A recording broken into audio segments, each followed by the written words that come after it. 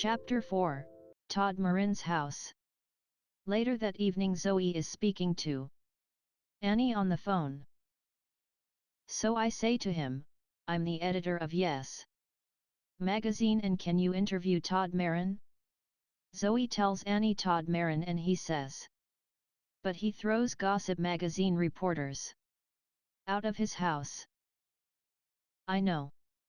Zoe says, laughing, and I want to stand outside his house and watch Todd Marin throw Mike Morrison out.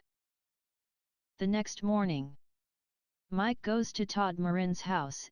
It is a big house and there are lots of bushes and tall trees in front of it. I don't like Yes magazine very much, but this is an important interview, Mike thinks. And perhaps I can talk to Todd Marin about my play. Mike is writing a play for television. He walks up to the front door of the house. He is carrying his notebook. And he has a list of questions to ask the playwright, but he is a little afraid of the famous man.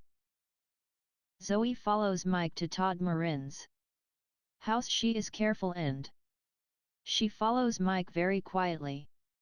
Zoe is acting the part of Kate Lawson. Again.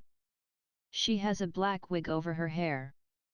And she is wearing glasses. She hides behind one of the bushes in front of Todd Marin's house and watches Mike go to the front door. It is a big dark house. This is funny, she thinks, smiling. When Todd Marin opens the door of his house, Mike begins to talk quickly. Hello Marin, he says. I'm Mike Morrison. I'm a student at Newport College and I want to write plays. Do you? Todd Marin says. And I write reviews in the Newport Weekly News. Mike tells him. What do you want from me, Todd? Marin asks, can I ask you some questions? Mike says. Why? Marin asks, is it for the Newport Weekly News? That's a difficult question. What do I do now? Mike thinks. Do I tell him a lie or do I tell him the truth?